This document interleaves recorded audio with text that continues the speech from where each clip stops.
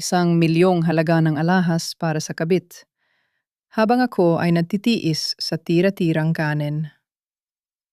Ang asawang akala ko'y nagtatrabaho sa Japan, nasaan? Nagpapakasasa sa Boracay kasama ang iba?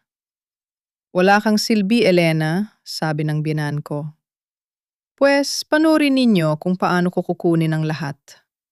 Magsisisi kayo. Handa na ba kayong makita ang pagbagsak ng inyong hari?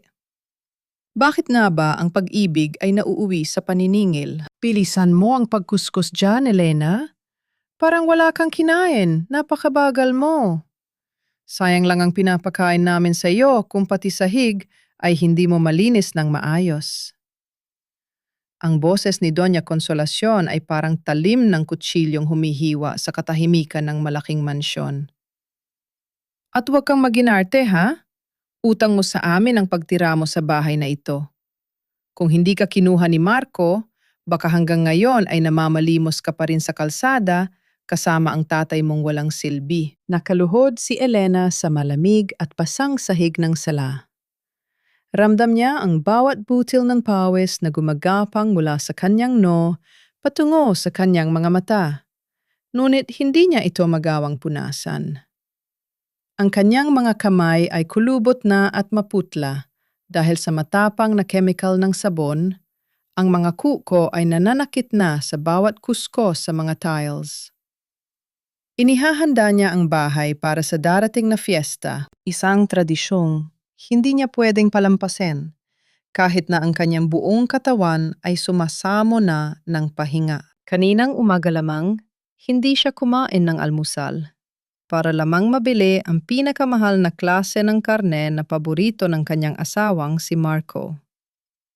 Sa kanyang isip, tinitiis niya ang lahat ng ito dahil alam niyang pagod din si Marco sa Tokyo, nagtatrabaho ng lampas oras para sa kanilang kinabukasan. Ang bawat pangungutya ni Doña Consolacion ay tinatanggap niya ng tahimik. Iniisip na bahagi ito ng kanyang sakripisyo bilang isang mabuting asawa at manugang. Muling nagliwanag ang screen ng kanyang telepono na nakapatong sa ibabaw ng isang tuyong tela sa hindi kalayuan. Nagbigay ito ng isang maikling panginginig, isang hudyat ng bagong mensahe. Sa gitna ng kanyang pagod, pilit na inabot ni Elena ang telepono. Umaasang iyon ay mensahe mula kay Marco na nagsasabing ligtas itong nakarating sa kanyang hotel sa Japan. Ngunit ang bumungad sa kanya ay hindi isang matamis na pagbati. Isang abiso mula sa kanilang bangko ang nakasulat sa screen. Isang transaksyon sa credit card ang naganap. 1,500,000 piso. Ang pangalan ng establishmento ay kumislap sa kanyang paningin na parang isang malupit na biro. The Lustrous Diamond Luxury Jewelry, Station 1, Boracay. Boracay, hindi Tokyo. Napatigil ang mundo ni Elena. Ang brush na hawak niya ay dahan-dahang nakawala sa kanyang mga daliri at lumubog sa timba na maruming tubig. Ngunit hindi niya narinig ang anumang tunog. Ang kanyang puso na kanina lang ay puno ng pag-asa. Ngayon ay parang isang pirasong kristal na nahulog sa semento at nakadurog-durog sa libu-libong piraso. Ang hangin sa loob ng mansyon ay biglang naging siksik at mahirap hingayin. Pakiramdam niya ay may mga kamay na nakasakal sa kanyang leeg. Pinipigilan ang anumang sigaw na nais kumawala sa kanyang lalamunan. Nanginig ang kanyang mga labi, at ang bawat bahagi ng kanyang katawan ay tila binalot ng isang kakaibang lamig na mas matindi pa sa basang sahig na kanyang kinaluluhuran. Ang bawat alaala ng kanyang pagtitipid, ang bawat gabing hindi siya nakatulog dahil sa pag-aalaga sa kanyang may sakit na ama habang pinagsisilbihan ng pamilya ni Marco, ay bumalik sa kanya bilang isang malupit na sampal.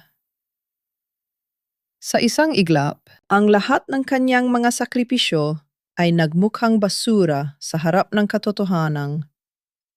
Ang kanyang asawa ay nasa isang paraiso, kasama ang ibang tao, at nagpapakasasa sa perang. Dapat ay pambayad sa operasyon ng kanyang ama. Tumingin siya sa kanyang mga kamay na basang-basa ng tubig sabon, ang mga kamay na 7 taon niyang ginamit upang itaguyod ang kaginhawaan ng pamilyang ito. Ngayon, ang mga kamay na iyon ay tila wala ng nararamdaman, kundi ang bigat ng isang katotohanang hindi niya kayang takbuhan. Hanggang kailan mo ba kayang lunukin ang lason ng pag-ibig? Kung ang mismong katuwang mo sa buhay ang siyang naghahanda ng bawat patak nito sa iyong harapan. Hanggang kailan mananatiling bulag ang isang pusong mas piniling masaktan kaysa harapin ang katotohanang siya ay matagal ng pinagtaksilan. Ang amoy ng masarap na menudo at malinamnam na lechon na nagmumula sa kusina ay dapat sana'y simbolo ng biyaya at pasasalamat para sa kapistahan ng kanilang baryo. Ngunit para kay Elena, ang bawat halimuyak na mga rekado ay tila usok na sumasakal sa kanyang dibdib.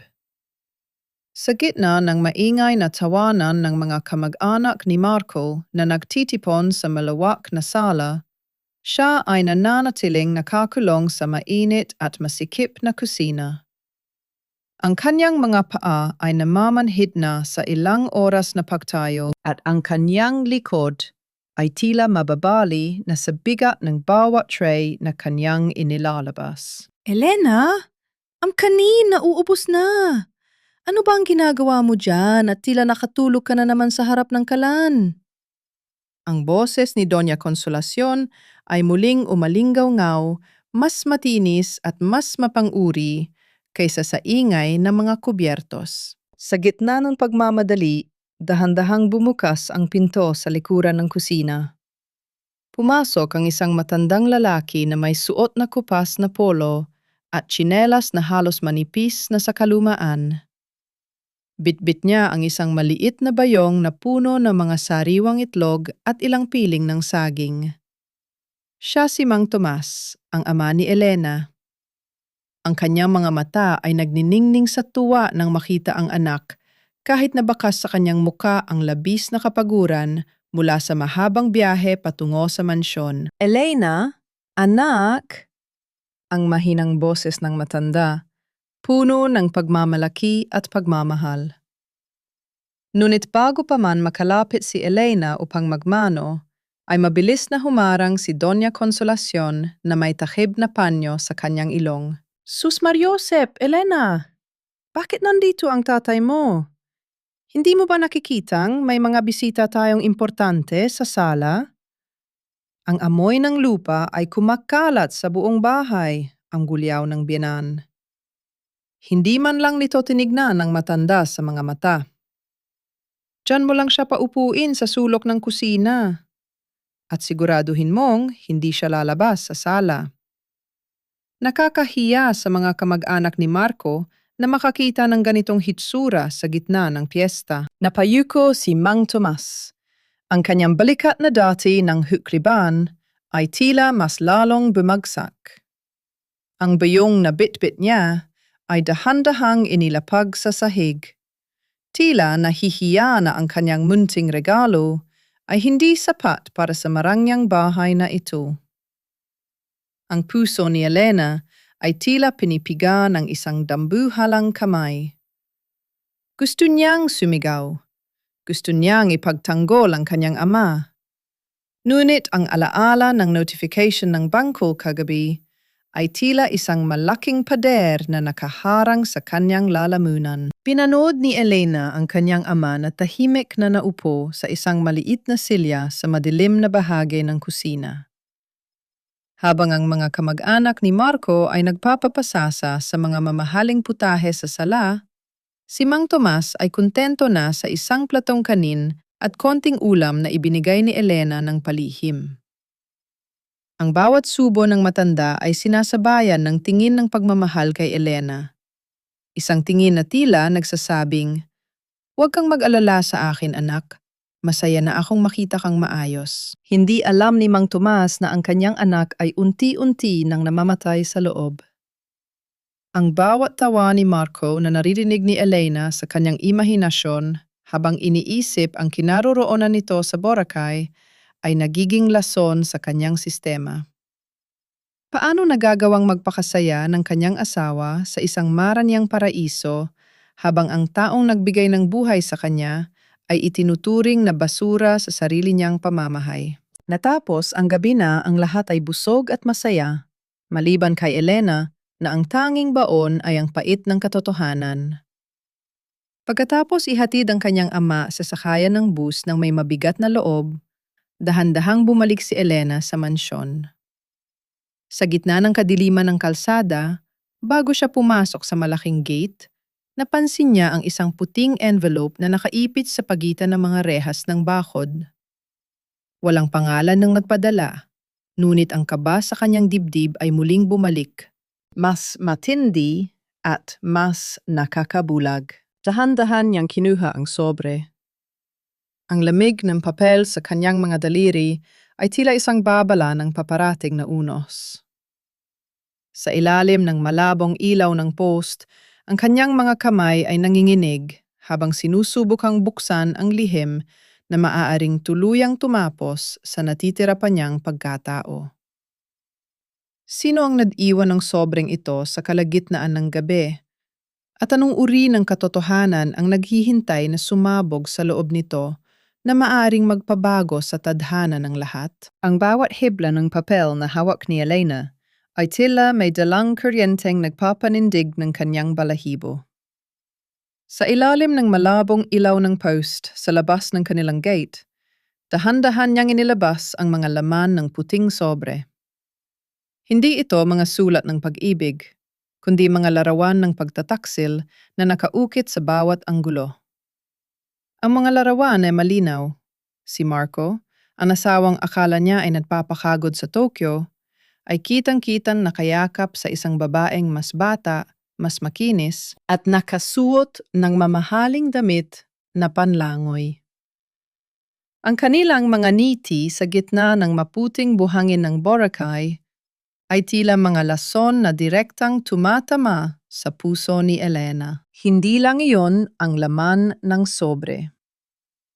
May mga kopya rin ng mga resibo ng hotel at isang dokumentong nagpapatunay na ang kumpanya ni Marco, ang kumpanyang si Elena mismo ang bumuo mula sa wala, ay unti-unti nang nalulunod sa utang dahil sa marangyang pamumuhay ng kanyang asawa at ng kabit nito.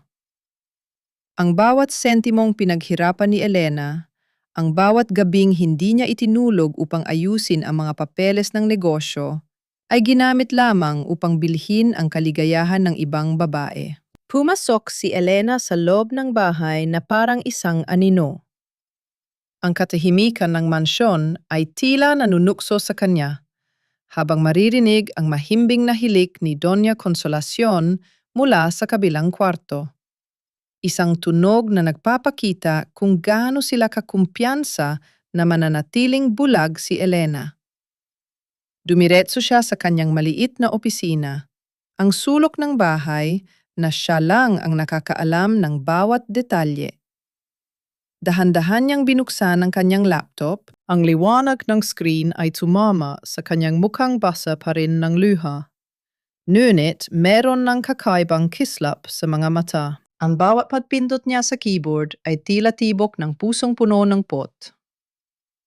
Binuksan niya ang mga lihim na folder ng kanilang kumpanya. Bilang otak sa likod ng kanilang pananalapi, alam niya kung saan nakatago ang bawat butas. Doon niya napatunayan ang kanyang kinatatakutan. Ginawa siyang guarantor ni Marco sa napakaraming pautang nang hindi niya nalalaman. Ang mas masakit pa, nakita niya ang isang digital copy ng isang dokumentong nagpapakita na ang titulo ng maliit na lupain ng kanyang amang si Mang Tomas ay ginamit na collateral para sa isang bagong loan. Hindi lang pala ang puso ko ang inanakawan niyo, bulong ni Elena sa sarili. Ang kanyang boses ay malamig pa sa hanging nagmumula sa aircon. Pati ang tanging bagay na nagbibigay ng dangal sa tatay ko, kinuha niyo rin. Isang malalim na buntong hininga ang kumawala sa kanya. Hindi dahil sa pagod, kundi dahil sa pagtanggap sa isang malupit na katotohanan.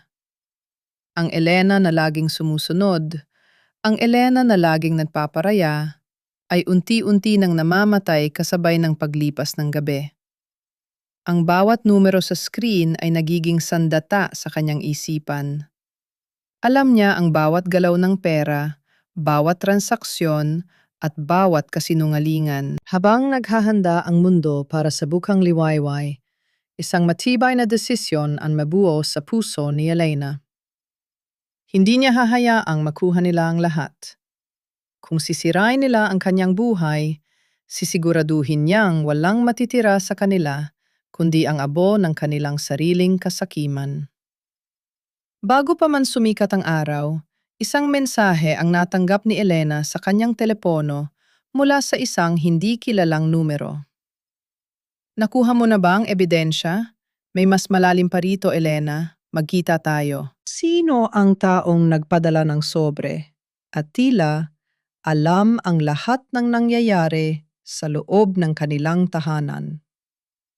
Kaibigan ba ito na nagnanais tumulong? O isa pang kaaway na may sariling agenda sa pagbagsak ni Marco? Elena, nasaan na ang 50,000? Hindi mo ba nakikitang nahihilo na ako? Gusto mo ba akong mamatay sa harap mo bago pa makauwi ang asawa mo mula sa Japan? Ang tinig ni Doña Consolacion ay puno ng panginginig habang ang kanyang isang kamay ay nakahawak sa kanyang dibdib at ang isa naman ay nakasandal sa dingding para sa suporta. Kakaharap lamang ni Elena sa mga dokumento ng pagkakautang ng kumpanya nang tawagin siya ng biyenan. Lumabas siya ng silid. Ang kanyang puso ay tila isang mabigat na bato na nakalubog sa kanyang dibdib. Pinanood niya ang matanda na dahan-dahang naupo sa sofa. Humihingal na parang huling hininga na niya ang bawat segundong lumilipas. Kailangan ko ng pambili ng mga espesyal na gamot na ini-import pa mula sa ibang bansa, Elena. Alam mo namang mahina na ang puso ko, dagdag pa ni Consolacion. Ang kanyang mga mata ay naniningkit sa kunyaring hirap. Si Marco sana ang mag-aayos nito, pero dahil nasa Japan siya para magtrabaho, ikaw ang inaasahan ko. Huwag mo namang ipagkait ang munting halagang ito para sa kaligtasan ng nanay ng asawa mo. Isang maitim na kabalintunaan ang bumulot sa isipan ni Elena. Ang 50,000 hinihingi ng biyenan ay ang eksaktong halagang kailangan para sa susunod na check-up ng kanyang amang si Mang Tomas. Ang amang itinaboy ni Consolacion sa kusina noong nagdaang piyesta. Sa bawat salitang lumalabas sa bibig ng biyenan, nararamdaman ni Elena ang isang matalim na aspil na itinutusok sa kanyang mga ugat. Alam niyang ito ay isa na namang pandilinlang, isang sining ng pagmamanipula na dinesenyo upang ubusin ang huling sentimo ng kanyang sariling ipon. Ihanda ko po ang pera, Mama, ang tanging tugon ni Elena. Ang kanyang boses ay patag at walang emosyon. Tumalikod siya upang kuhanin ang tseke, ngunit sa kanyang kalooban, ang bawat hakbang ay tila isang pagdurog sa kanyang sariling dangal. Pagkatapos ibigay ang pera, nagkunwari si Elena na babalik na sa kusina upang maghugas ng mga pinagkainan. Subalit sa halip na gawin niyon, dahan-dahan niyang hinubad ang kanyang tsinelas at tahimik na sumunod sa biyenan na umakyat patungo sa ikalawang palapag. Tumigil si Elena sa tapat ng bahagyang nakabukas na pinto ng silid ni Doña Consolacion. Wala na ang hiningang tila mapuputol. Wala na ang panginginig ng mga kamay. Sa loob ng silid, ang biyenan ay nakatayo ng tuwid sa harap ng malaking salamin. Ang kanyang mukha ay maliwanag at puno ng sigla. Narinig ni Elena ang tunog ng pagbukas ng cabinet, na sinundan ng isang mahinang kaluskos ng mga paper bag. Sa wakas, nakuha ko rin ang kulay na gusto ko. ang masiglang bulong ni Konsolasyon sa kanyang sarili. Inilabas ng matanda ang isang mamahaling branded na bag. Isang kulay pulang, katad na kumikinang sa ilalim ng ilaw ng kwarto. Walang gamot, walang reseta. Ang perang pambuhay ay naging isang luho na naman para sa kanyang pansariling kasiyahan. Kinuha ni Konsolasyon ang kanyang telepono at may tinawagan. Marco, anak? Oo, nakuha ko na ang pera sa asawa mong tanga. Akala niya ay mamamatay na ako, kaya mabilis siyang naglabas ng tseke. Magpapakasaya ka lang dyan sa Boracay, ha? Huwag kang mag-alala rito. Ako ang bahala sa Elena na yan. Basta, huwag mong kakalimutan ang pasalubong ko pag uwi niyo ni Chloe. Isang malakas at nakakainsultong tawa ang kumawala sa mga labi ng biyenan. Isang tunog na parang mga basag na bubog na kumalat sa sahig ng mansyon. Napakapit si Elena sa hamba ng pinto. Ang kanyang mga kuko ay bumaon sa kahoy hanggang sa makaramdam siya ng sakit. Ang sakit na yon ang nagsilbing angkla upang hindi siya basta-basta sumugod at sumigaw. Ang kanyang paningin ay nagdilim sa galit, ngunit ang kanyang isipan ay nanatiling malamig at kalkulado. Ang bawat halakak ni Konsolasyon ay nagtatanim ng isang panibagong binhi ng paghihiganti sa puso ni Elena. Kung ang turing nila sa kanya ay isang kaban ng pera na walang pakiramdam, ipapakita niya sa kanila kung ano ang mangyayari kapag ang kaban na yon ay tuluyan ng nagsara. Dahan-dahang umatras si Elena mula sa pinto, ang kanyang bawat galaw ay kasing tahimik ng isang maninila sa gubat. Hindi pa ito ang oras para sa komprontasyon.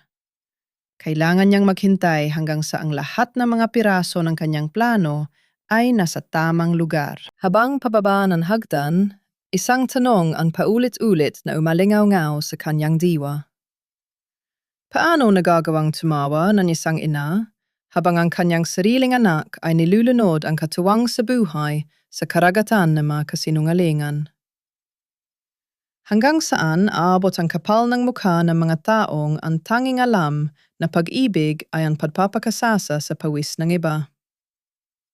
Ang singsing na ito ay hindi na isang pangako, kundi isang tanikala na matagal nang pumapatay sa aking pagkatao. Sa loob ng madilim na silid, tinitigan ni Elena ang gintong wedding ring sa kanyang daliri.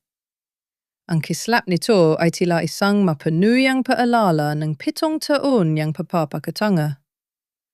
Dahan-dahan niyang hinubad ang singsing. Walang tunog ang pagbagsak nito sa ibabaw ng pelus na tela ng kanyang jewelry box. Ngunit sa kanyang pandinig, ang bawat paggalaw ng bakal ay tila isang malakas na hudyat ng kanyang paglaya. Hindi na siya ang asawang naghihintay sa bawat mumo ng atensyon. Siya na ang reynang handang bawiin ang kanyang kaharian. Maaga pa lamang ay nagbihis na si Elena ng isang formal na itim na damit na matagal na niyang hindi na isusuot. Sa harap ng salamin, muli niyang nakita ang babaeng matagal niyang kinalimutan. Ang babaeng may matalas na paningin at matatag na paninindigan. Pinunasan niya ang huling bakas ng luha at pinalitan ito ng isang malamig at misteryosong aura. Saan ka pupunta, Elena? Hindi mo pa nalalabhan ang mga kurtina sa sala? Ang bulyaw ni Doña Consolacion ay sumalubong sa kanya sa ibaba ng hagdan. Ang matanda ay nakaupo sa kanyang paboritong silya, hawak ang bagong pulang bag na tila isang tropeo ng kanyang panloloko. Tumigil si Elena sa huling baitang at tinitigan ang biyenan ng diretsyo sa mga mata. Walang panginginig, walang takot. May mga bagay akong kailangang ayusin, Mama. Ang mga kurtina ay makakapaghintay, ngunit ang oras ng paniningil ay hindi. Bago pa makasagot ang matanda sa gulat, mabilis nang lumabas si Elena at sumakay sa kanyang sasakyan. Nagtungo siya sa isang maliit at hindi kapansin-pansing gusali sa gitna ng lungsod. Doon, sa loob ng isang silid na puno ng mga libro, naghihintay si Attorney Mendoza, isang matandang kaibigan at abogado na tanging nakakaalam ng tunay na galing ni Elena sa pananalapi. Handa ka na ba, Elena? Tanong ng abogado habang inilalapag ang isang makapal na folder sa mesa. Kapag pinirmahan mo ang mga ito, wala nang balikan. Ang kumpanya ni Marco ay nakadepende sa iyong mga pirma bilang Chief Financial Officer. Kung hihilingin mo ang isang full audit at ang pag-freeze ng mga assets dahil sa hinala ng mismanagement, babagsak ang lahat ng kanyang ginagalawan sa loob ng 24 na oras. Huminga ng malalim si Elena. Nararamdaman niya ang bilis ng pintig ng kanyang puso. Hindi dahil sa takot, kundi dahil sa pananabik na makamit ang katarungan. Attorney Mendoza, hindi ko lang gusto ang kumpanya. Gusto ko ring bawiin ang titulo ng lupa ng tatay ko na ginamit nilang collateral. Gusto kong makita kung paano mamuhay ang mga taong ang tanging alam ay magnakaw sa pawis ng iba. Sa bawat pagpindot ni Elena sa keyboard ng kanyang laptop habang tinutulungan ang abogado, ang mga digital na daloy ng pera ay nagsimulang magbago ng direksyon. Ang mga pondo na dati ay malayang nagagamit ni Marco para sa kanyang karangyaan ay unti-unti niyang inilipat sa isang escrow account na tanging siya lang ang may kontrol. Ang bawat enter key na kanyang tinatapik ay tila isang hakbang palayo sa impyernong kanyang kinagisnan. Habang nagtatrabaho, isang notification ang lumitaw sa kanyang screen. Isang larawan mula sa social media account ng isang kaibigan ni Marco. Doon, nakita niya si Marco na masayang nagsasalin ng champagne sa baso ni Chloe sa gitna ng isang yate. Ang caption ay nakasulat, "Cheers to our endless summer and new beginnings." Isang mapait na ngiti ang sumilay sa mga labi ni Elena. Oo, Marco, cheers sa iyong bagong simula. Dahil hindi mo alam, ito na rin ang simula ng iyong katapusan.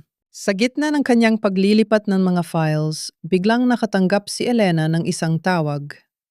Ito ay mula sa kanyang amang si Mang Tomas. Ang boses ng matanda ay puno ng kaba at pagkalito. Elena, anak, may mga lalaki nakatayo sa harap ng bahay natin. Sinasabi nilang kailangan na nating umalis dahil may notice of foreclosure na ang lupa. Ano ang nangyayari, anak? Saan tayo pupunta? Napatayo si Elena. Ang kanyang kamay ay nanggigigil sa hawak na telepono.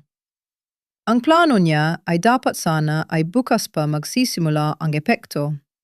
Ngunit tila mas mabilis ang kamay ni Marco sa pagtataksil kaysa sa kanyang inaasahan. Gusto mo ng gyera, Marco? Bulong ni Elena. Ang kanyang mga mata ay nag-aapoy sa galit.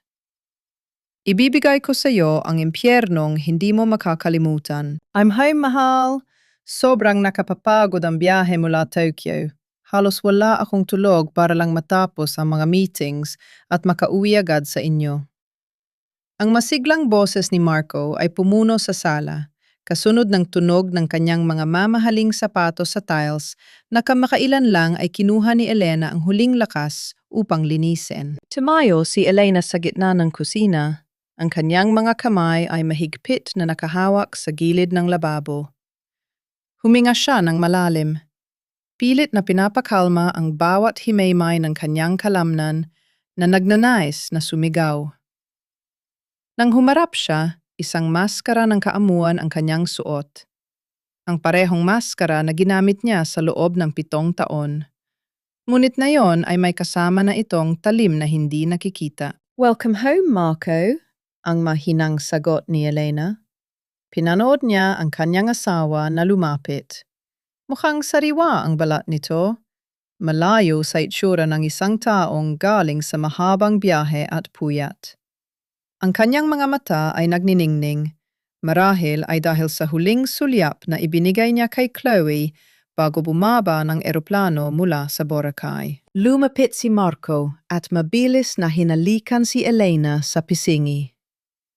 Ang amoy ng isang banyagang pabango, matamis, mabulaklak at malayo sa karaniwang ginagamit ni Elena, ay agad na humalik sa kanyang pang-amoy.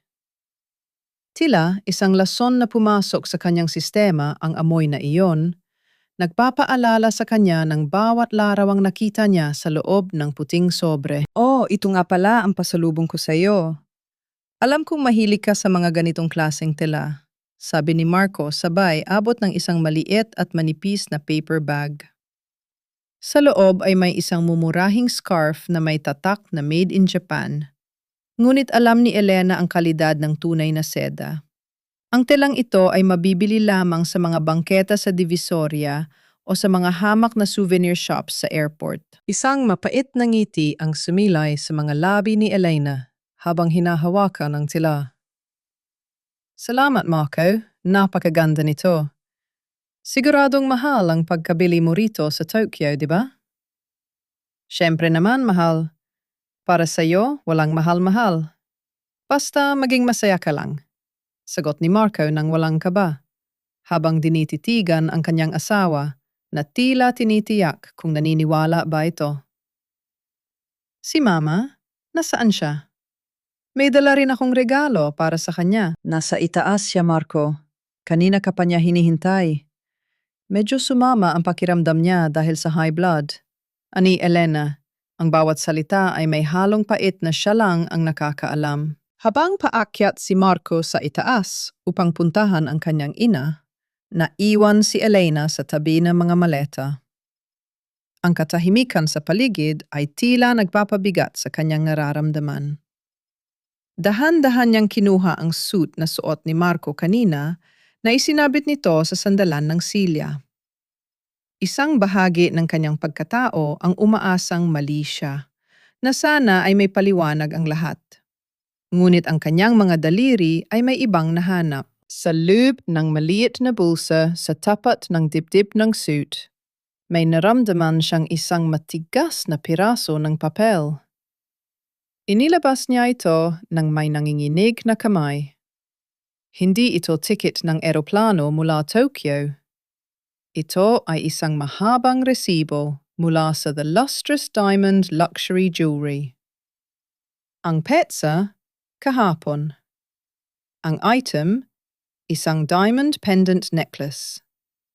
Ang halaga, 1,500,000 piso. Sa ibaba ng resibo, may nakasulat na maikling mensahe sa isang maliit na card na nakastaple rito. To my queen, Chloe, may this sparkle as bright as our future together. I love you, Marco. Napaupo si Elena sa sahig. Ang resibo ay tila isang apoy na pumapaso sa kanyang palad.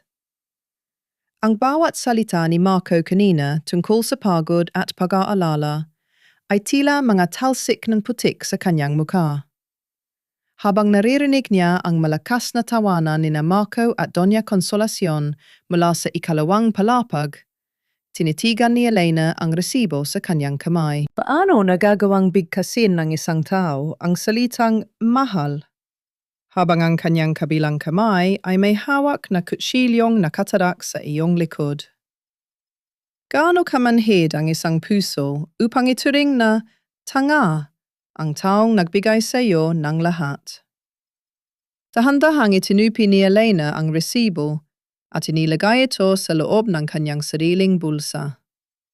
Ang kanyang mga mata na kanina ay puno ng pait, ngayon ay naging kasing tigas na ng brilyanteng binili ni Marco para sa iba. Isang hudyat ng bagong mensahe ang tumunog mula sa kanyang telepono. Ito ay mula sa kanyang abogado, si Attorney Mendoza. Elena, handa na ang mga papeles. Ang kumpanya ay nasa ilalim na ng iyong kontrol. Isang pindot mo na lang, mawawalan ng saysay ang lahat ng credit cards ni Marco. Kailan mo gustong simulan? Tumingala si Elena sa itaas, kung saan naririnig pa rin ang masayang usapan ng magina. Isang malamig na ngiti ang nagmula sa kanyang mga labi. Nayon na, attorney. Nayon na. Ang taong katabi ko sa higaan ay hindi na ang lalaking pinangakuan ko ng habambuhay.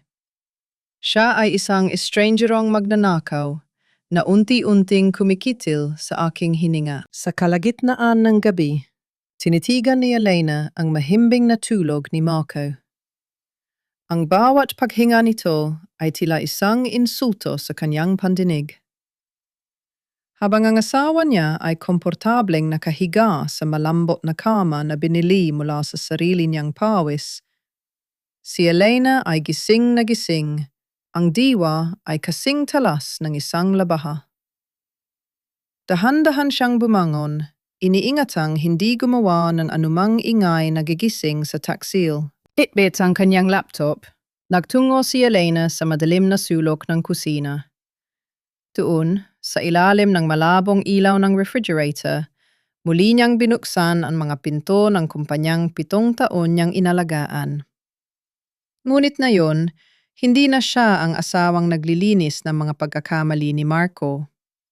Siya na ang auditor na handang maglantad ng bawat dumi nito. Ang bawat pagpindot niya sa keyboard ay tila isang operasyon sa isang bukbok na sistema. Pumasok siya sa mga pinakamalalim na folder ng Marco Logistics, ang mga files na akala ni Marco ay hindi kailanman maiintindihan ng kanyang simpleng asawa. Ngunit nakalimutan ni Marco na bago naging martyr na asawa, si Elena ay isang summa cum laude sa accountancy at isang bihasang financial analyst. Isang malamig na pawis ang gumapang sa likod ni Elena nang makita ang katotohanan.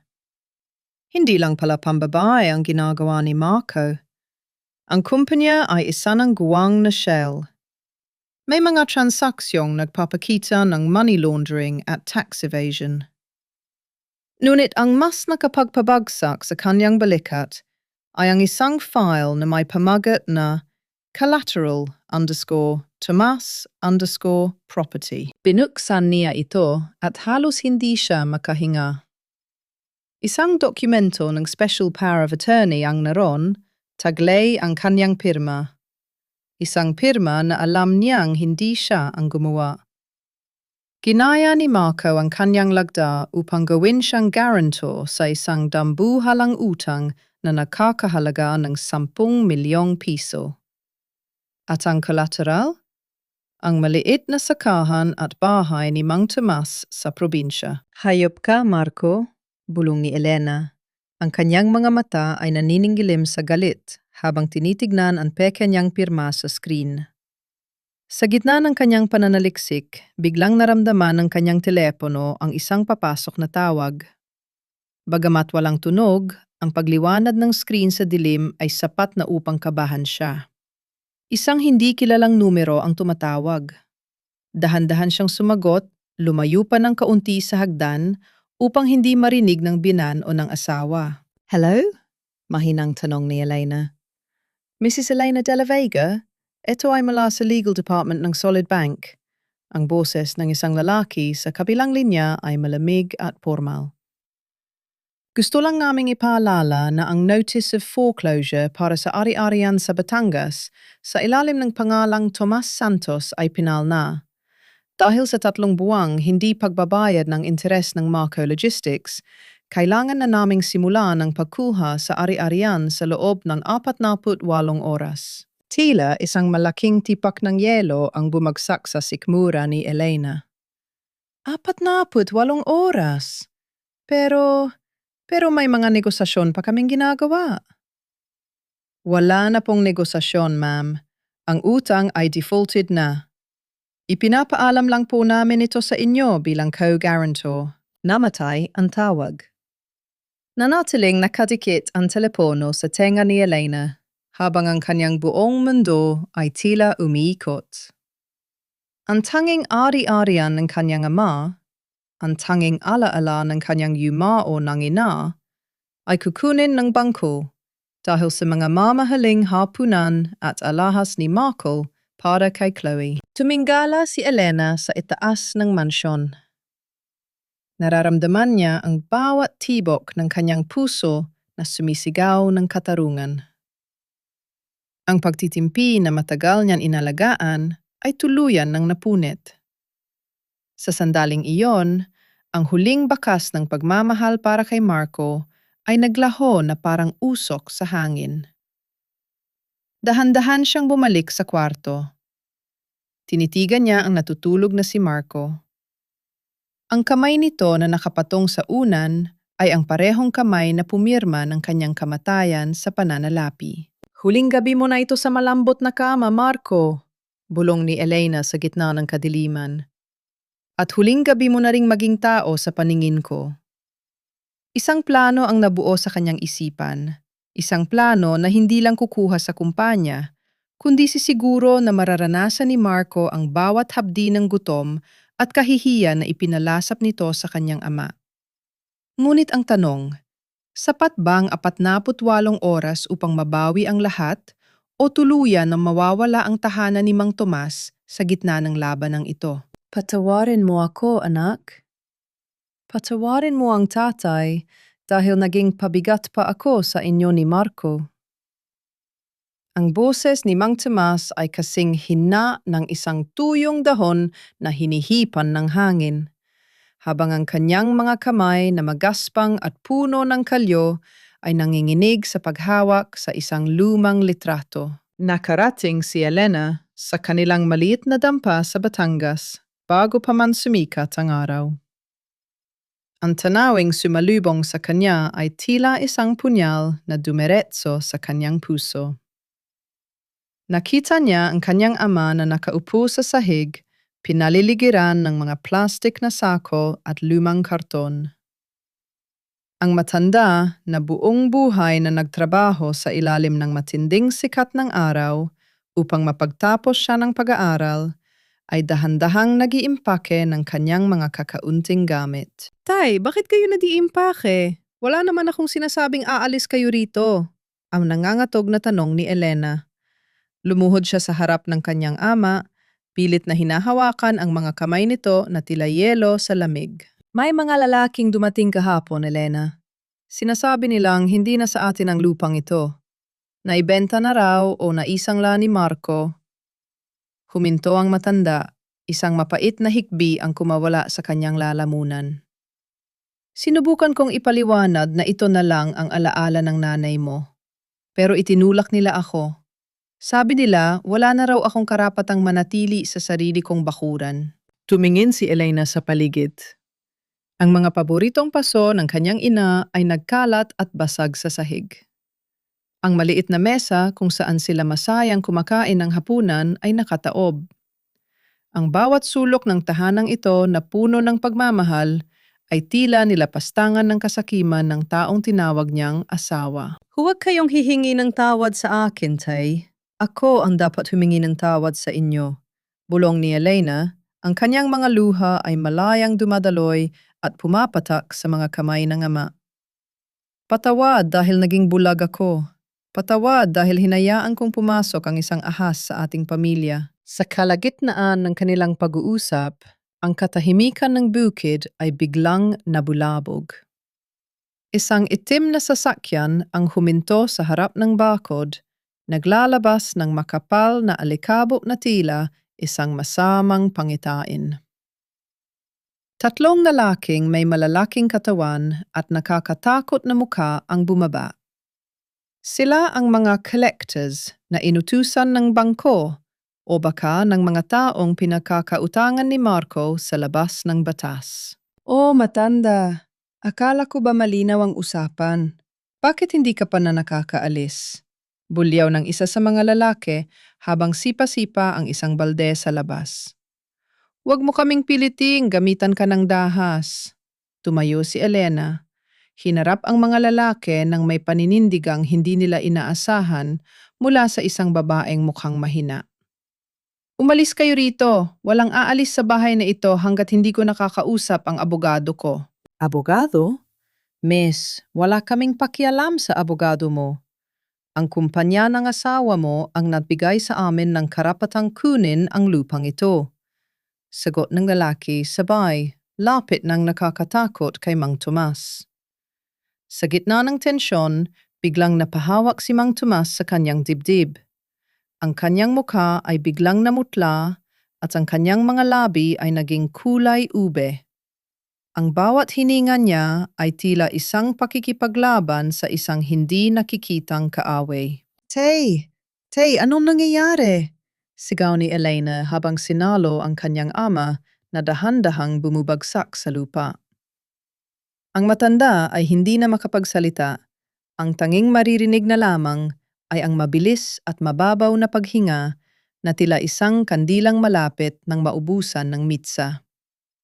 Habang ang mga lalaki sa labas ay tila walang pakialam at patuloy pa rin sa kanilang pananakot, naramdaman ni Elena ang isang matinding takot na hindi niya kailanman naramdaman. Ang 48 oras na ibinigay ng bangko ay tila naging 48 segundo na lamang. Sa gitna ng kaguluhan, isang tanong ang pilit na sumasage sa isip ni Elena. Sapat ba ang kanyang talino at plano upang iligtas ang buhay ng kanyang ama? O ang paghihiganti niya ay darating sa panahong huli na ang lahat? Tumawag kayo ng ambulansya! Tulungan niyo kami! Sigaw ni Elena sa gitna ng kawalan, habang ang kanyang mga kamay ay nababalot na ng lamig ng kamatayan mula sa kanyang pinakamamahal na ama. Ang bawat hakbang sa mahaba at malamig na pasilyo ng ospital ay tila isang paglalakad sa ibabaw ng mga pako. Ang amoy ng gamot at disinfectant ay humahalo sa tuyong lalamunan ni Elena, habang ang tanging naririnig niya ay ang ritmo ng sarili niyang kaba na tila isang tambol na nagbababadya ng masamang balita. Sa loob ng intensive care unit, ang kanyang amang si Mang Tomas ay nakahiga, napapalibutan ng mga kumikislap na makina at mga tubo na tila mga baging na sumasakal sa kanyang huling lakas. Kailangan po nating isagawa ang operasyon sa lalong madaling panahon, Mrs. De La Vega. Ang boses ng doktor ay mahinahon, ngunit puno ng bigat. Ngunit kailangan nating bayaran ang paunang halaga para sa mga kagamitan at gamot. Ang bawat minuto ay mahalaga sa kalagayan ng inyong ama. Nanginginig ang mga daliri ni Elena habang binubuksan ang kanyang pitaka. Wala na ang kumpiyansa ng isang accountant. Sa harap ng kamatayan ng kanyang ama, ang lahat ng numero sa mundo ay tila nawalan ng saysay. Ang lahat ng kanyang kinita, ang lahat ng kanyang itinabi, ay unti-unti nang hinigop ng kasakiman ni Marco. Sa gitna ng kanyang paghihinatpis, naramdaman ni Elena ang pag-vibrate ng kanyang telepono sa loob ng bulsa. Umasa siyang iyon ay si Attorney Mendoza na may dalang magandang balita tungkol sa pondo o di kaya'y isang himala mula sa langit. Ngunit nang makita niya ang pangalan sa screen, ang kanyang dugo ay tila naging yelo. Si Marco. Hello, Elena? Nasaan ka ba? Kanina pa ako tumatawag sa bahay. Sabi ni Mama ay wala ka raw doon. Ang boses ni Marco ay masigla. May kasamang tunog ng mga baso at malakas na musika sa background. Walang bakas ng pag-aalala. Walang bakas ng pagod mula sa Tokyo. Nasa ospital ako, Marco. Ang tatay, inatake siya sa puso. Ang boses ni Elena ay basag. Halos isang bulong na lamang. Ano? Ospital na naman? Elena, alam mo namang busy ako rito sa mga kliyente ko. Bakit ba laging nakakasakit ang tatay mo tuwing kailangan ko ng katahimikan? Ang buntong hininga ni Marco ay puno ng inis, tila ang buhay ni Mang Tomas ay isang istorbo lamang sa kanyang schedule. Anyway, tumawag ako dahil kailangan ko ng extra cash. May biglaang gift akong kailangang bilhin para sa isang napaka-importanteng business partner. I-transfer mo ang 300,000 sa account ko ngayon din. Napahawak si Elena sa pader upang hindi siya tuluyang bumagsak. 300,000? Marco, kailangan ng tatay ng operasyon na yun din. Iyon na lang ang natitirang pera sa emergency fund natin. Ang lupain niya sa probinsya, kukunin na rin ang bangko dahil sa iyo. Ano ba, Elena? Huwag mo akong dramahan. Ang lupa ay lupa lang. Mababayaran din natin yan kapag natapos ang deal ko rito. Gawin mo na ang sinasabi ko kung ayaw mong magalit ako sa iyo. Birthday ni... Biglang huminto si Marco. Tila napagtantong may malapit na siyang masabing hindi dapat. Basta, kailangan ko ang pera. Huwag kang makulit. Sa background, narinig ni Elena ang isang malambing na boses ng babae. Marco, babe! Nasaan ang champagne? Sabi mo ay isasama mo ako sa cruise mamaya. Ang mundo ni Elena ay tila tumigil sa pag-ikot. Ang bawat salita ni Marco ay naging isang matalim na karayom na tumutusok sa kanyang puso. Pinuputok ang bawat natitirang pasensya at pag-ibig. Habang ang kanyang ama ay nag-aagaw buhay sa loob ng ICU, ang asawa niya ay nagdiriwang ng kaarawan ng kanyang kabit gamit ang perang dapat ay pambuhay sa kanyang magulang. Marco? Ang boses ni Elena ay biglang naging malamig, kasing patag ng isang sementeryo sa hating gabi. Huwag kang mag-alala. Ibibigay ko sa iyo ang lahat ng nararapat sa iyo. Good. Alam ko namang hindi mo ako matitiis, mahal. Sige na, bye. Mabilis na pinatay ni Marco ang tawag. Nanatiling nakatayo si Elena sa gitna ng pasilyo. Ang kanyang mga luha ay natuyo na, pinalitan ng isang apoy na hindi kailanman mamamatay. Inilabas niya ang kanyang telepono at tinawagan si Attorney Mendoza. Attorney Mendoza, ituloy ang lahat. Huwag magtira ng kahit isang sentimo sa mga accounts ni Marco. I-file ang lahat ng ebidensya ng tax evasion at falsification of documents. At ang bahay, ang mansyon na tinitidhan nila ngayon, simulan na ang proseso ng pagpapaalis sa kanila. Sigurado ka na ba rito, Elena? Kapag ginawa natin ito, wala nang balikan. Ang babala ng abogado. Sigurado na ako, attorney. Kung kailangan kong maging demonyo para protektahan ang tatay ko at makuha ang katarungan, gagawin ko. Tiningnan ni Elena ang kanyang ama sa likod ng salamin ng ICU. Ang matanda ay tila isang anghel na naghihintay ng kanyang hatol. Sa sandaling iyon, ang Elena na nakilala ni Marco, ang sunod-sunuran, ang martir, ang mahina, ay tuluyan ng pumanaw. At mula sa kanyang abo, isang bagong Elena ang isinilang.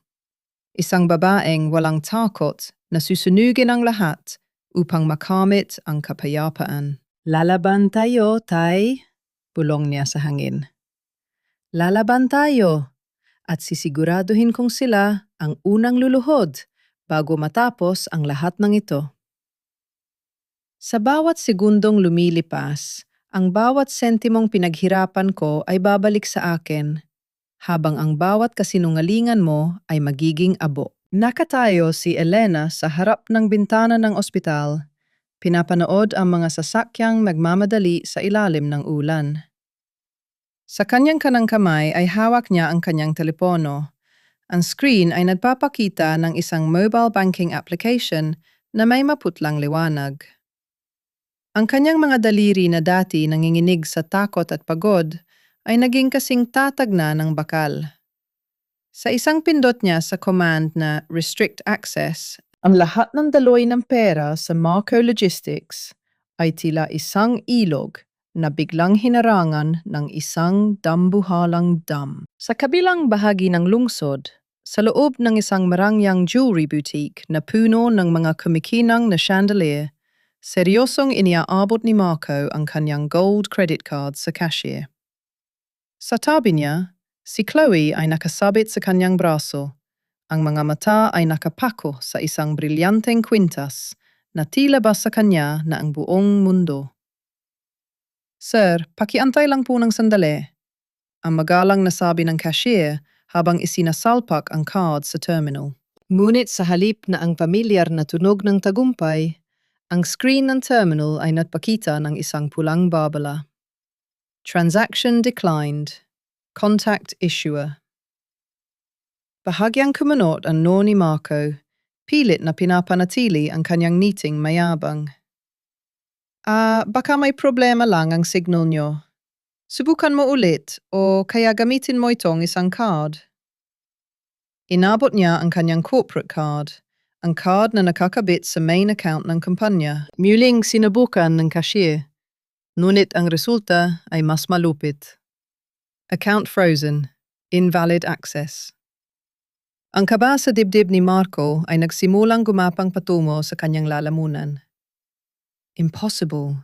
May laman ang account na yan. Maraming laman.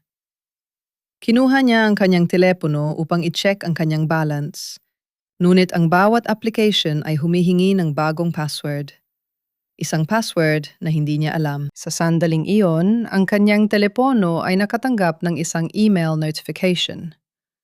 Ang nagpadala, Elena de la Vega, CFO. Ang nilalaman ay maikli, ngunit sapat na upang patigilin ang kanyang paghinga. Marco, dahil sa mga irregularidad at kahina-hinalang transaksyon na natuklasan ko sa kumpanya, bilang Chief Financial Officer at Majority Shareholder, ipinag-utos ko ang pansamantalang pag-freeze sa lahat ng accounts para sa isang internal audit. Lahat ng kumpanya ay nasa ilalim na ng aking pangangasiwa. Huwag mo nang subukang gamitin ang mga cards dahil pinutol ko na rin ang iyong access. Nabitawan ni Marco ang kanyang telepono.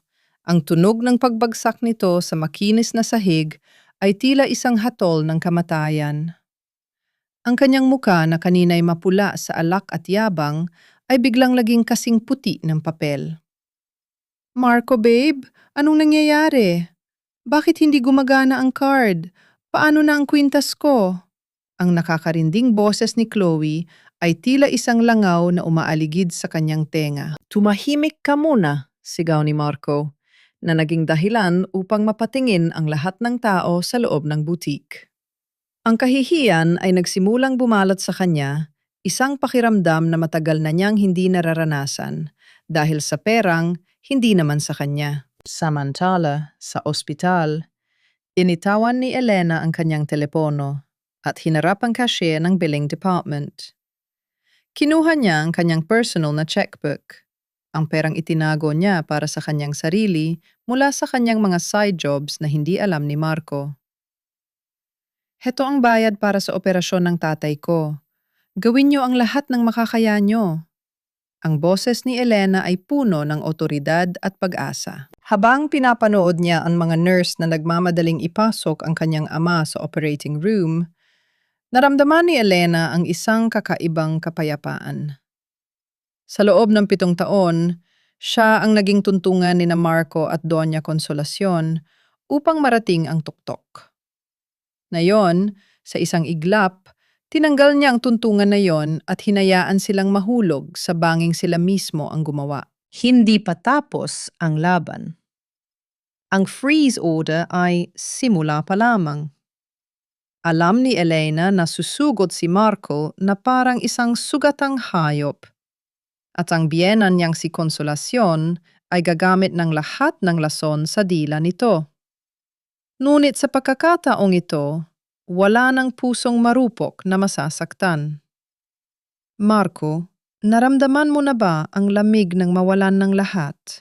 Bulong ni Elena sa hangin, habang ang tunog ng ulan sa labas ay tila isang palakpak ng tagumpay. Nagsisimula pa lang tayong magtuos. Isang tawag ang pumasok sa kanyang telepono. Hindi ito si Marco. Ito ay mula sa security guard ng kanilang mansyon. Ma'am Elena, may mga tao pong dumating dito. May dalang mga truck. Sinasabi po nilang kukunin na nila ang mga gamit sa loob ng bahay dahil sa unpaid debts ni Sir Marco. Ano po ang gagawin namin? Isang matalas na ngiti ang sumilay sa mga labi ni Elena. Hayaan niyo sila.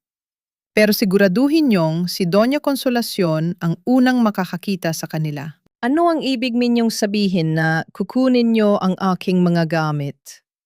Mga bastos kayo. Hindi niyo ba kilala kung sino ang kinakausap niyo? Ako ang may-ari ng bahay na ito. Ang boses ni Doña Consolacion ay halos magiba ang mga pader ng mansyon habang hinaharap niya ang tatlong lalaking nakauniporme ng isang kilalang lending company. Sa loob ng sala, ang mga paboritong sofa na gawa sa Italianong katad ay isa-isa ng binabalot ng plastik. Ang mga mamahaling vase na ipinagmamalaki ng matanda ay maingat na inilalagay sa mga karton. Walang magawa ang mga katulong kundi ang tumabi dahil ang bawat galaw ng mga lalaki ay may basbas ng isang legal na utos mula sa korte. Mga utos na hinayaan ni Elena na mangyari sa pamamagitan ng hindi pagbabayad ng mga utang na personal na kinuha ni Marco. Ma'am, may utos po kami. Ang ari-arian pong ito ay ginamit na collateral at dahil sa default sa pagbabayad, kailangan na naming simulan ang hatak, ang paliwanag ng opisyal sa malamig na tono. Nanginig ang buong katawan ni Consolacion sa galit at kahihiyan. Agad niyang kinuha ang kanyang telepono at tinawagan si Marco.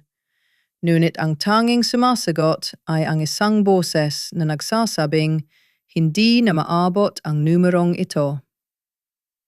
Sa kanyang desperasyon, naalala niya ang tanga at sunod-sunuran niyang manugang. Elena, ang babaeng yon! Siguradong pakanan niya ito!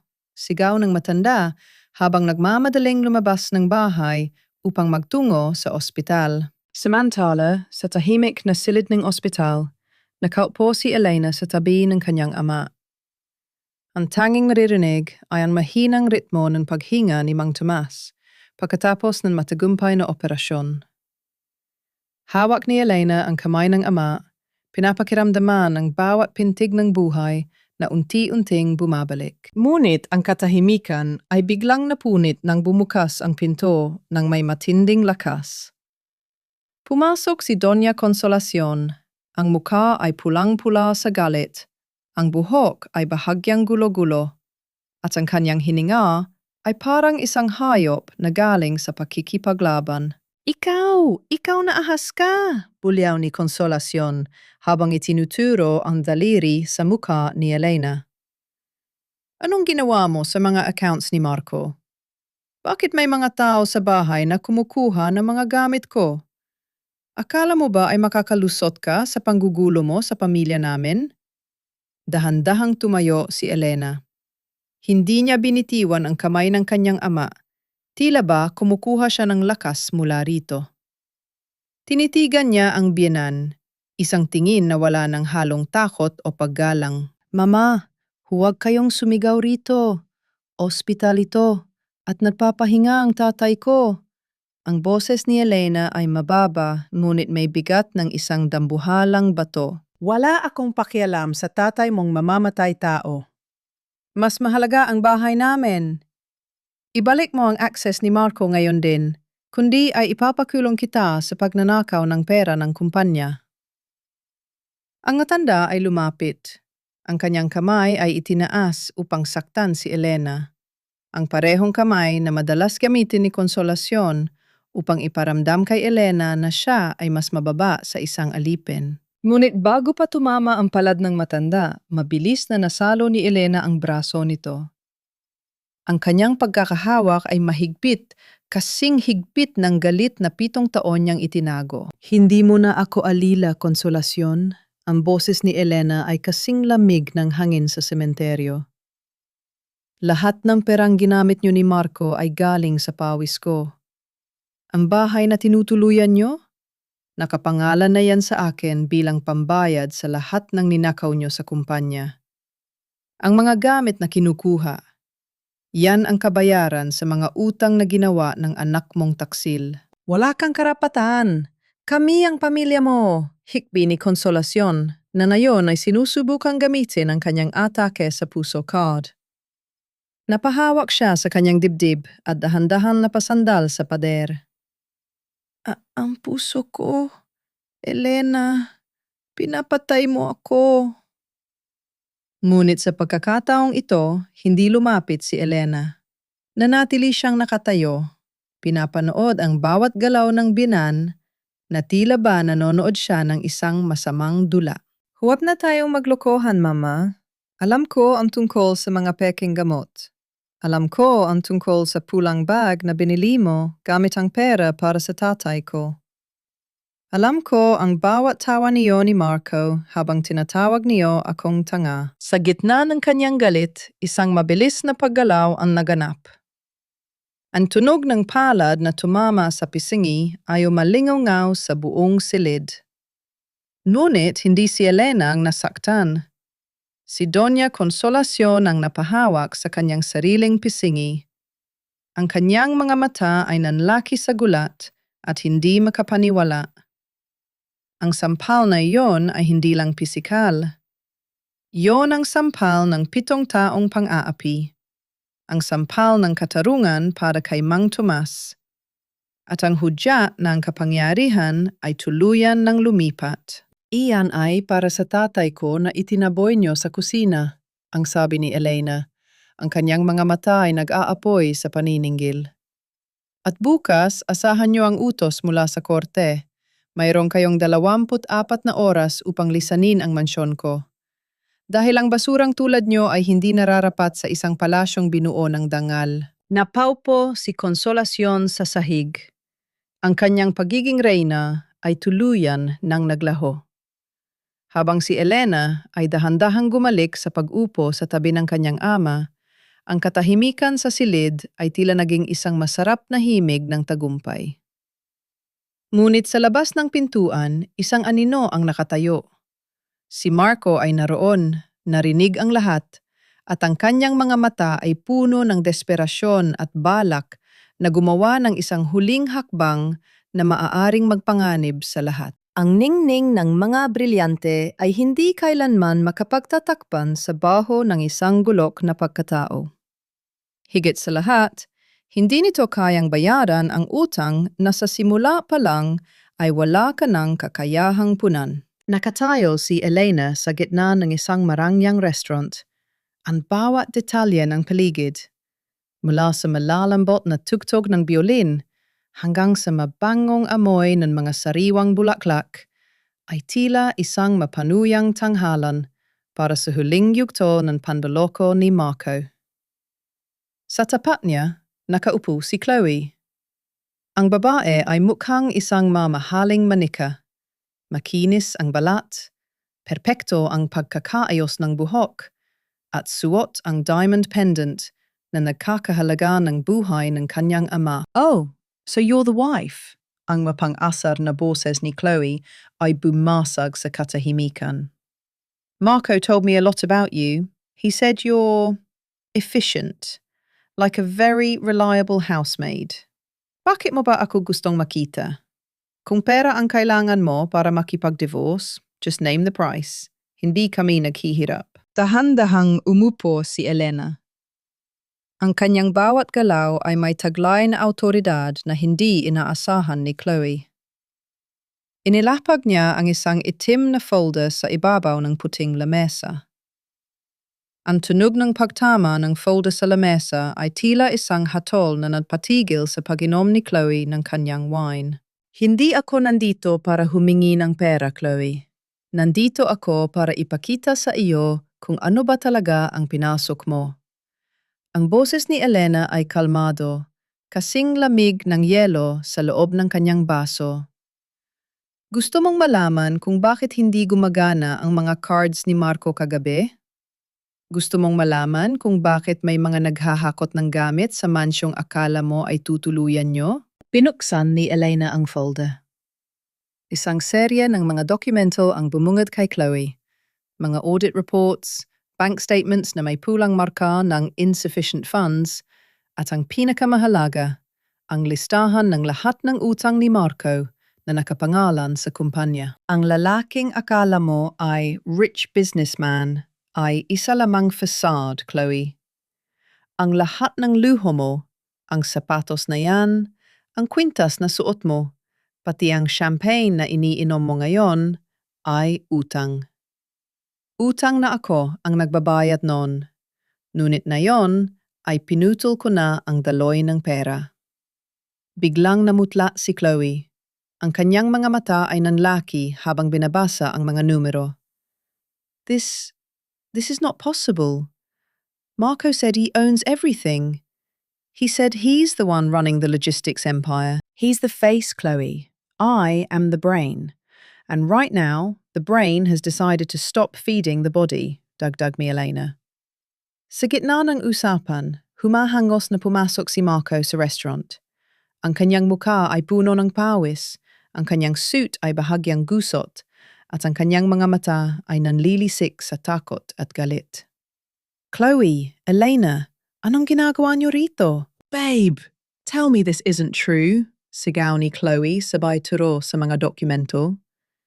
Sinasabi niya na wala ka raw pera, nabaong ka sa utang, na lahat ng binili mo sa akin ay kukunin ng bangko. Lumapit si Marco kay Elena. Ang kanyang kamay ay nanginginig. Elena, pakiusap. Wag dito. Pag-usapan natin ito sa bahay. Wag mong sirain ang reputasyon ko sa harap ni Chloe. Tumingin si Elena kay Marco. Isang tingin na puno ng pandidiri. Reputasyon? Marco, wala ka ng reputasyon. Wala ka na ring bahay na babalikan. At ang pinaka-importante, wala ka ng perang pambayad sa bill niyo ngayon. Sa sandaling iyon, lumapit ang waiter at inilapag ang bill sa mesa.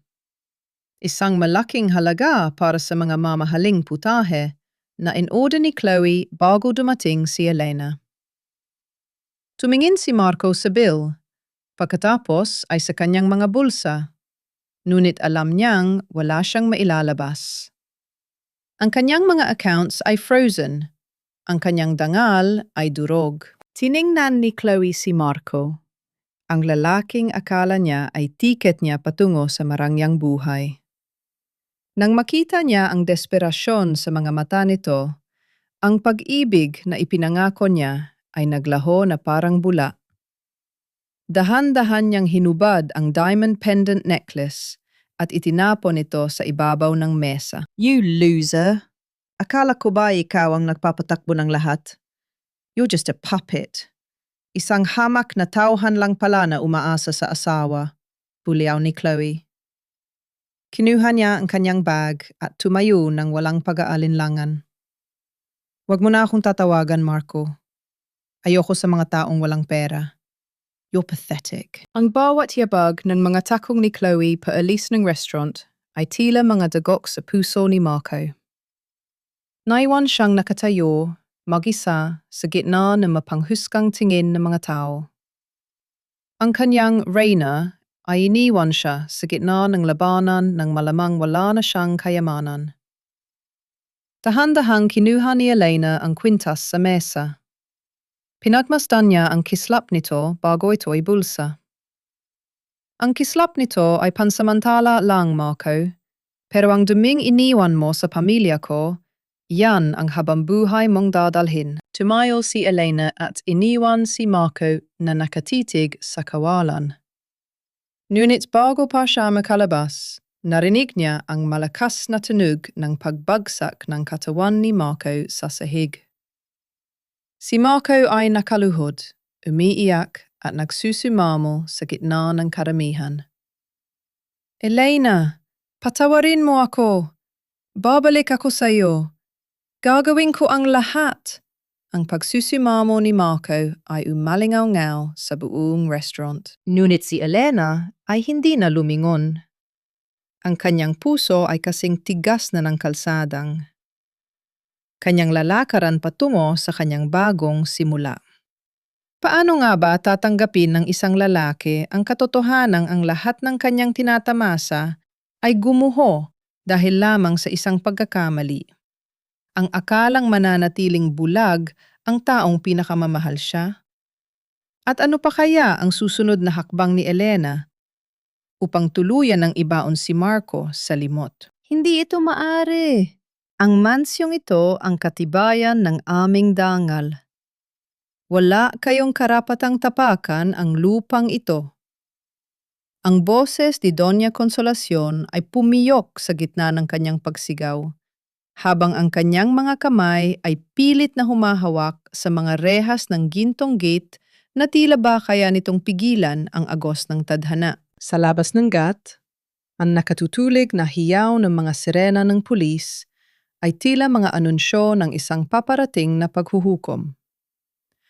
Ang makukulay na ilaw ng asul at pula ay nagmistulang mga mapanuyang dekorasyon sa madilim na kalsada, tumatama sa mukha ng matandang reyna na ngayon ay mukha ng isang palaboy. Sa tabi ng mga sasakyan ng pulis, nakatayo si Elena. Ang kanyang itim na trench coat ay bahagyang hinahampas ng malamig na hangin.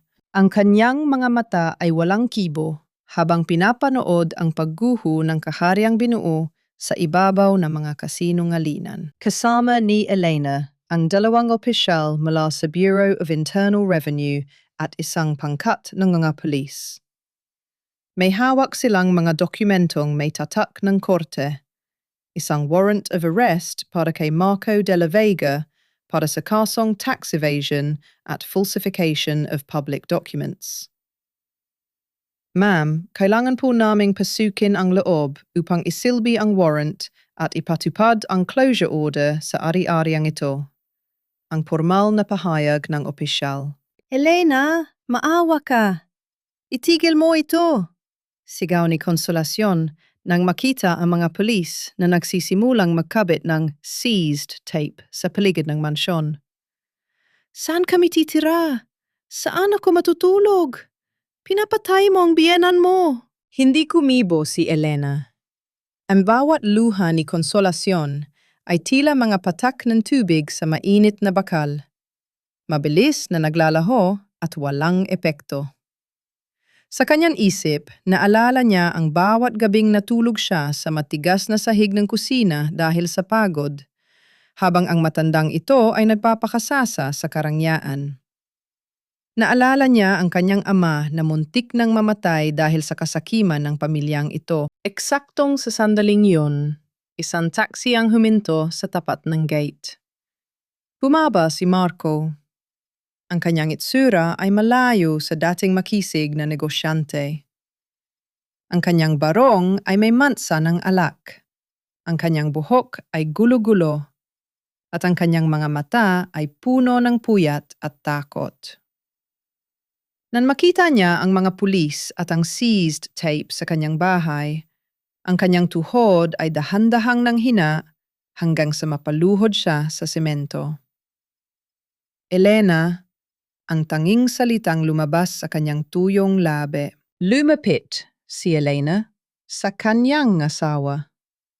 O ang lalaking dating nagmamayari ng titulong iyon. Huminto siya sa tapat nito.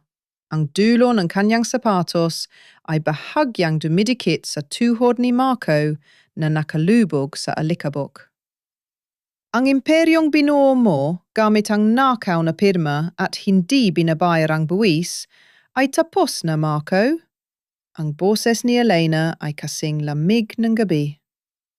Ang bawat sentimong itinago mo sa gobyerno at ang bawat lupang kinuha mo sa mga taong walang laban ay naging mitsa ng sarili mong kulungan. Pakiusap, Elena, para sa anak natin, para sa pamilya, ang pagsusumamo ni Marco, pilit na hinahawakan ang laylayan ng damit ni Elena.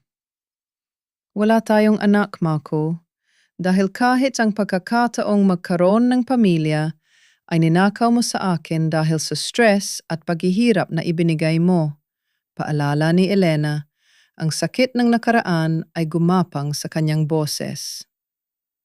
At ang pamilyang sinasabi mo, sila ang mga taong tinawag akong tanga habang nagpapakasasa sa pera ko. Dahan-dahang lumapit ang mga pulis at piniranggot ang mga kamay ni Marco upang kabitan ng posas. Ang tunog ng paglok ng bakal ay tila isang pinal na tuldok sa kanilang kasaysayan. Napahagulgol si Doña Consolacion. Ang kanyang mga sigaw ay umalingaw-ngaw sa buong subdibisyon, isang tunog ng kahihiyang hindi na mabubura ng anumang yaman. Pinanood ni Elena ang pagpasok kay Marco sa loob ng sasakyan ng pulis. Habang isinasara ang pinto, huling nagtagpo ang kanilang mga mata. Wala nang galit sa mga mata ni Elena. Wala nang pait. Ang tanging naroon ay ang isang malalim na kawalan. Isang senyales na ang lalaking ito ay wala na ring halaga sa kanyang mundo. Habang ang mga sasakyan ay dahan-dahang lumalayo, naiwan si Elena sa tapat ng mansyong ngayon ay madilim at abandonado. Kinuha niya ang kanyang telepono at tinawagan si Mang Tomas. Tay, maayos na ang lahat. Mababawi na natin ang titulo ng lupa mo bukas. Pwede na tayong umuwi. Isang malalim na buntong hininga ang kumawala kay Elena. Ang pagbagsak ng imperyo ni Marco ay hindi lang paghihigante. Ito ay ang muling pagkabuhay ng kanyang sariling kalayaan. Ngunit habang naglalakad siya palayo, isang huling tingin ang ibinigay niya sa mansyon. Sapat na nga ba ang makita silang bagsak at walang-wala o meron pang mga sugat sa kanyang puso na hindi kayang hilumin ng katarungan lamang? At paano haharapin ni Elena ang huling pagsubok ng pagpapatawad sa sarili pagkatapos ng lahat ng unos na ito? Ang bawat pader ng bahay na ito ay saksi sa aking pagluha, kaya nararapat lamang na sa huling pagkakataon, ito rin ang maging saksi sa iyong pagluhod. Tinitigan ni Elena ang malawak na bakuran mula sa bintana ng ikalawang palapag. Ang langit ay tila nakikiramay sa bigat ng gabi, naglalabas ng malakas na buhos ng ulan, na tila naglilinis sa dumi ng nakaraan. Sa labas ng malaking gate, ang mga kalsada ay basang-basa, at ang malamig na hangin ay humahampas sa mga puno. Sa gitna ng dilim at ulan, naroon ang dalawang tao na dating naghari sa mansyong ito. Si Marco at ang kanyang ina, si Doña Consolacion. Dahan-dahang bumaba si Elena. Ang tunog ng kanyang mga yabag sa hagdan ay tila isang marahang martsa ng tagumpay. Pagdating niya sa pintuan, binuksan niya ito ng malawak. Ang amoy ng basang lupa at ang lamig ng hangin ay agad na pumasok sa loob. Ngunit hindi ito ininda ni Elena. Sa harap niya, nakatayo si Marco, basang-basa at nanginginig, habang si Doña Consolacion ay nakaupo sa ibabaw ng kanyang mga maleta sa gilid ng kalsada. Pilit na itinatago ang muka mula sa mga mapanuring mata ng mga kapitbahay na nakasilip sa kanilang mga bintana. Elena, please. Maski itong gabi lang, ang pagsusumamo ni Marco, ang kanyang boses ay halos malunod sa tunog ng ulan.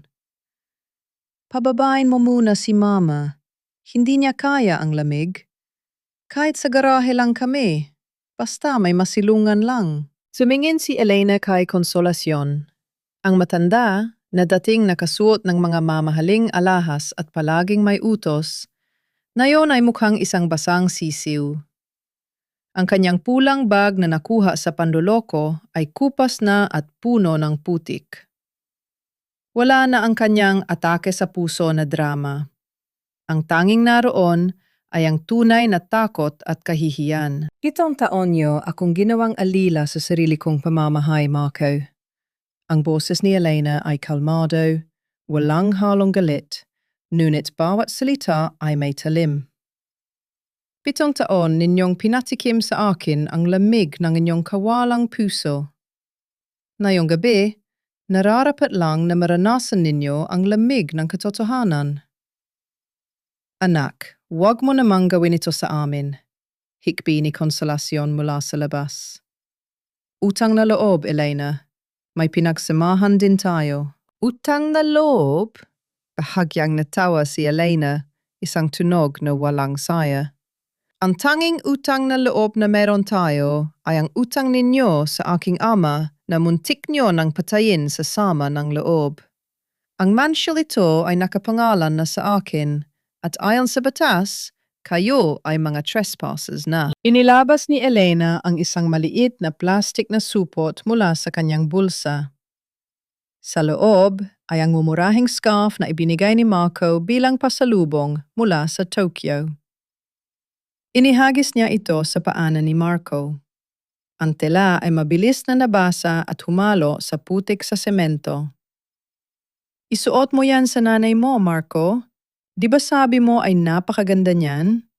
Siguradong mainit yan sa katawan, ani Elena, bago dahan-dahang hinawakan ang hawakan ng pinto. Elena, huwag! Magbabago ako! I'll do anything! Sigaw ni Marco, pilit na humahawak sa hamba ng pinto. Ngunit sa isang mabilis at matatag na paggalaw, tinabig ni Elena ang kanyang kamay. Ang tunog ng pagsasara ng pinto ay tila isang huling hatol na umalingaw-ngaw sa buong bahay. Kasunod nito ay ang pag-ikot ng susi sa lock, isang tunog na naghudyat ng pinal na paghihiwalay. Nanatiling nakasandal si Elena sa pinto, pinakikinggan ang malakas na pagkatok ni Marco at ang mga tili ng galit ni Consolacion sa labas. Ngunit sa loob ng ilang minuto, ang mga tunog na iyon ay dahan-dahang humina hanggang sa tanging ang patak na lamang ng ulan sa bubong ang maririnig. Tiningnan ni Elena ang buong sala. Ang bahay ay malawak, tahimik at walang laman. Wala na ang mga panglalait, wala na ang mga utos, at wala na ang amoy ng pabango ng ibang babae. Sa gitna ng katahimikan, naramdaman ni Elena ang isang mainit na luha na gumapang sa kanyang pisini. Hindi ito luha ng lungkot, kundi luha ng paglaya. Kinuha niya ang kanyang telepono at tiningnan ang wallpaper, ang litrato nila ng kanyang amang si Mang Tomas na nakangiti sa gitna ng kanilang sakahan. Isang text message ang pumasok mula kay Attorney Mendoza. The transfer of titles is complete. You are officially the owner of everything, Elena. Congratulations. Isang matamis at payapang ngiti ang sumilay sa mga labi ni Elena. Dahan-dahan niyang pinatay ang lahat ng ilaw sa mansyon, isa-isa, hanggang sa ang tanging liwanag na lamang ay ang mula sa dapit hapon ng kanyang bagong simula. Ngunit habang siya ay paakyat sa kanyang silid, isang huling sulyap ang ibinigay niya sa madilim na kalsada sa labas. Nakita niya ang dalawang anino na dahan-dahang naglalakad palayo, pasan ang kanilang mga maleta at ang bigat ng kanilang sariling kasamaan. Mabubura ba ng tagumpay na ito ang lahat ng pilat sa kanyang puso o ang bawat sulok ng mansyong ito ay mananatiling paalala ng isang pag-ibig na naging mitsa ng kanyang kamatayan at muling pagkabuhay? At ano naghihintay kay Elena sa bukas na wala ng anino ng nakaraan? Ang sugat na iniwan ng kahapon ay hindi na nagdurugo. Ito ay naging isang pilat na nagsisilbing medalya ng aking katatagan. 6 na buwan ang mabilis na lumipas.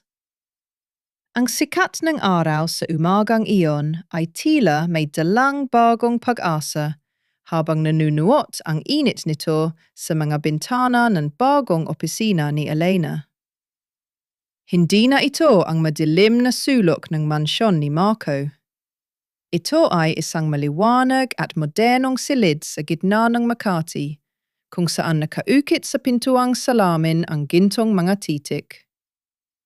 Elena Santos de la Vega, Financial at Management Consultant. Maayos ang pagkakaayos ng kanyang buhok at ang kanyang suot na puting blazer ay nagpapakita ng isang babaeng muling nahanap ang kanyang sarili. Wala na ang takot sa kanyang mga mata. Pinalitan ito ng isang uri ng kapayapaan na tanging ang mga taong nakaligtas sa unos ang nakakaalam. Isang hapon, habang naglalakad si Elena patungo sa kanyang sasakyan pagkatapos ng isang matagumpay na meeting, dumaan siya sa isang ginagawang gusali sa kabilang kalsada. Doon, sa gitna ng ingay ng mga makinarya at alikabok, nakita niya ang isang pamilyar na anino. Isang lalaking may suot na kupas na t-shirt, madungis ang mukha, at may pasan-pasan na mabigat na sako ng semento. Si Marco. Napatigil si Elena. Ang lalaking dati ay hindi marunong humawak ng walis ay naroon na yon. Nagtatrabaho bilang isang hamak na laborer sa ilalim ng matinding sikat ng araw. Ang kanyang dating makinis na balat ay sunog na, at ang kanyang mga kamay na dati ay puro mamahaling relo, ang suot ay puno na ngayon ng sugat at dumi. Naramdaman ni Marco na may nakatingin sa kanya. Nang magtagpo ang kanilang mga mata, ang sako ng semento ay tila naging mas mabigat sa kanyang balikat. Ang kanyang mga mata ay napuno ng matinding hiya. Walang salitang lumabas sa kanyang mga labi. Tanging isang dahan-dahang pagyuko ng ulo. Isang pag-amin na ang gulong ng tadhana ay tuluyan ng umikot. Hindi lumapit si Elena. Hindi siya nanggutya. Tinitigan lang niya ang lalaking dating naging mundo niya. At naramdaman niya ang isang malalim na bugso ng pagpapatawad. Hindi para kay Marco, kundi para sa kanyang sarili. Pinatawad niya ang kanyang sarili sa pagiging martir. At sa sandali ngayon, ang huling tanikala na nag-uugnay sa kanya sa lalaking ito ay tuluyan ng naputol. Nagpatuloy si Elena sa pagmamaneho patungo sa Batangas. Ang daan patungo sa kanilang sakahan ay puno ng mga namumukadkad na bulaklak. Pagdating niya, ang bango ng sariwang hangin at ang tunog ng mga dahon na sumasayaw sa hangin ay sumalubong sa kanya. Elena! Anak, nandito ka na pala. Ang masiglang tawag ni Mang Tomas ang magpabilis sa tibok ng puso ni Elena. Nakita niya ang kanyang ama na nakatayo sa gitna ng kanilang muling nabawing lupain. Ang matanda ay mukhang malusog, ang kanyang balat ay may magandang kulay, at ang kanyang mga mata ay nagniningning sa tuwa. Wala na ang mga tubo at makina ng ospital. Ang tanging hawak niya ngayon ay ang kanyang paboritong baston at ang mga buto ng halamang itatanim. Tay, dinalhan ko kayo ng paborito ninyong bibingka, sabi ni Elena sabay yakap ng mahigpit sa ama. Ang yakap na iyon ay puno ng pasasalamat, isang tahimik na panalangin na natupad. Naghanda sila ng isang simplemling salusalo sa ilalim ng puno ng mangga, isang handaan na malayo sa karangyaan ng mansyon, ngunit puno ng tunay na tawanan at pagmamahal. Kasama nila ang ilang malalapit na kaibigan at si Attorney Mendoza, na naging katuwang ni Elena sa bawat hakbang ng kanyang laban. Habang lumulubog ang araw, naglakad si Elena patungo sa dulo ng kanilang sakahan. Tinitigan niya ang kulay kahel at lilang langit. Ang katahimikan ng paligid ay tila isang masarap na himig na nagpapagaan sa kanyang kalooban. Wala na si Marco. Wala na si Doña Consolacion. At wala na ang anino ng pagtataksil. Kinuha niya ang kanyang telepono at tiningnan ang kanyang huling bank statement. Hindi na ito tungkol sa milyon-milyong utang, kundi tungkol sa pondong sapat na upang mabigyan ang kanyang ama ng komportableng buhay at makatulong sa iba pang mga kababaihang nakakaranas ng pang-aabuso. Isang matamis na ngiti ang sumilay sa mga labi ni Elena. Dahan-dahan niyang ipinikit ang kanyang mga mata at nilanghap ang bango ng kalayaan. Ang bawat pahina ng kanyang buhay na puno ng pait ay natapos na. At ngayon, ang panulat ay nasa kanyang mga kamay na upang isulat ang isang kwentong siya ang bida. Isang kwento ng tagumpay, dangal, at tunay na pag-ibig sa sarili. Malaya na ako, bulong ni Elena sa hangin. At sa wakas, masaya na ako. Ang dapit hapon ay lumipas. Ngunit ang liwanag sa puso ni Elena ay mananatiling maliwanag. Tila isang bituin na hindi kailanman magdidilim sa gitna ng anumang unos. Ang dapit hapon sa Batangas ay laging may dalang kakaibang ganda. Isang timpla ng kulay rosas, lila at ginto na tila isang dambuhalang painting sa langit. Nakaupo si Elena sa tapat ng kanilang bagong ayos na beranda. Hawak ang isang mainit na tasa ng kape. Ang bango ng kapeng barako ay humahalo sa sariwang amoy ng mga dahon ng kalamansi sa kanilang bakuran. Sa hindi kalayuan, naririnig niya ang marahang pagtawa ni Mang Tomas habang kausap ang mga tauhan sa sakahan. Ang tunog ng kagalakan ng kanyang ama ang pinakamasarap na musika sa kanyang mga pandinig. Anak, handa na ang hapunan. Nagluto ako ng paborito mong sinigang na isda, ang malambing na tawag ni Mang Tomas. Lumapit ang matanda at dahan-dahang hinaplos ang balikat ng anak. Mumiti si Elena at kinuha ang kamay ng ama upang magmano. Susunod na po ako, Tay. Pinagmamasdan ko lang po ang ganda ng langit. Parang kailan lang, ang dilim ng lahat, no? Tumango ang matanda. Ang kanyang mga mata ay puno ng karunungan. Ang gabi, kahit gaano kahaba, ay laging may katapusan, Elena. Ang mahalaga ay ang liwanag na dala mo sa iyong paggising. Nang makapasok ang kanyang ama sa loob, naiwan si Elena sa katahimikan. Sa kanyang isipan, sumagi ang alaala ni Marco at Doña Consolacion. Nabalitaan niya mula kay Attorney Mendoza na si Marco ay nahatulan ng ilang taong pagkabilanggo dahil sa tax evasion at falsification. Si Doña Consolacion naman ay naninirahan na ngayon sa isang maliit na paupahan sa probinsya. Umaasa sa tulong ng mga malayong kamag-anak na dati ay hinahamak niya. May mga gabi noong una na, ang galit ay pilit pa ring kumakatok sa puso ni Elena. Ngunit habang lumilipas ang mga araw, napagtanto niya na ang pananatili ng pot ay tila pag-inom ng lason at pag-asang ang kaaway ang mamatay. Kaya naman, pinili niyang magpatawad, hindi dahil karapat-dapat sila, kundi dahil karapat-dapat siya sa kapayapaan. Pinatawad niya ang kanyang sarili sa mga taong hinayaan niyang tapak-tapakan ang kanyang danggal. Ang kumpanyang binuo niya ay hindi na lamang tungkol sa mga numero at kita. Ito ay naging isang kanlungan para sa mga kababaihang tulad niya na dumaan sa pang-aabuso at panlilinlang. Sa bawat babaeng natutulungan niyang makatayo sa sariling mga paa, nararamdaman ni Elena ang mas malalim na hilom ng kanyang sariling mga sugat. Tumingala si Elena sa unang bituin na sumiklat sa langit. Ang kanyang puso ay wala ng bigat. Ang mansyon na dati niyang kinatakutan ay naibenta na niya, at ang perang nakuha rito ay ginamit niya upang magpatayo ng isang maliit na library at learning center para sa mga bata sa kanilang baryo. Salamat, bulong ni Elena sa hangin, isang pasasalamat sa tadhana na nagbigay sa kanya ng pagkakataong muling isilang. Ang pag-ibig, sa wakas, ay hindi na isang tanikala para sa kanya. Ito ay naging isang pakpak. Isang pakpak na nagdala sa kanya sa isang dako kung saan ang kanyang halaga ay hindi na idinidikta ng iba, kundi ng sarili niyang pagmamahal at respeto. Sa bawat paghinga niya ng malalim, ramdam niya ang dalisay na bukas na naghihintay.